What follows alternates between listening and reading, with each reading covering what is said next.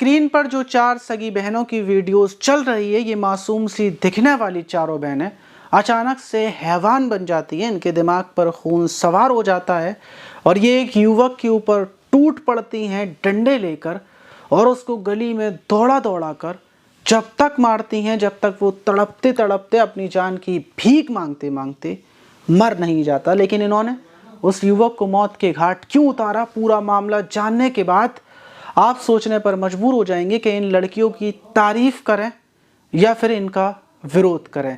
तो चलते हैं और जानते हैं पूरा मामला। 24 अगस्त की सुबह उत्तर प्रदेश के शुखाबाद के खेड़ा गांव पुलिस के पास एक शख्स का फ़ोन आता है और वो पुलिस को बताता है कि खेड़ा गांव की एक गली में एक शख्स की लाश पड़ी हुई है। पुलिस ये सुनकर फ़ौरन मौके पर पहुंचती है और जाकर गली का हाल देखती है तो पुलिस दंग रह जाती है, क्योंकि वहां पर एक लड़के की, एक युवक की लाश पड़ी हुई थी और देखकर लग रहा था कि लाठी डंडों से इसको तड़पा तड़पा कर मौत के घाट उतारा गया है। लेकिन उससे भी ज़्यादा हैरानी की बात ये थी कि लाश की जो लड़का था उसकी हत्या रात के टाइम की गई थी और खबर पुलिस को सुबह मिली थी और गली में ढेर सारे घर थे।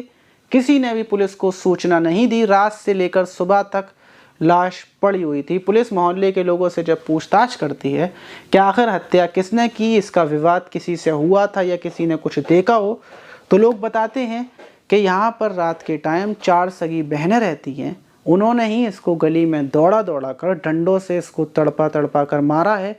और रात लड़कियों के घर पर पहुँचती है तो चारों बहनें घर पर ही मौजूद थीं। चारों बहनों को पुलिस हिरासत में लेकर जब उनसे पूछताछ करती है तो चारों बहनें नॉर्मली बोलती हैं कि हाँ, हमने ही इसकी हत्या की है। और पुलिस पूछती है कि आखिर तुमने इसकी हत्या क्यों की, क्या वजह थी, तो बताती हैं कि पड़ोस में रहने वाला राम गोपाल, इसकी उम्र 40 साल थी, जिसकी शादी नहीं हुई थी, अकेला यहाँ पर रहा करता था, लेकिन काफ़ी टाइम से ये मोहल्ले वालों को परेशान कर रहा था और हम बहनें जब भी निकल कर जाते थे ये हमें छेड़ता था, परेशान करता था।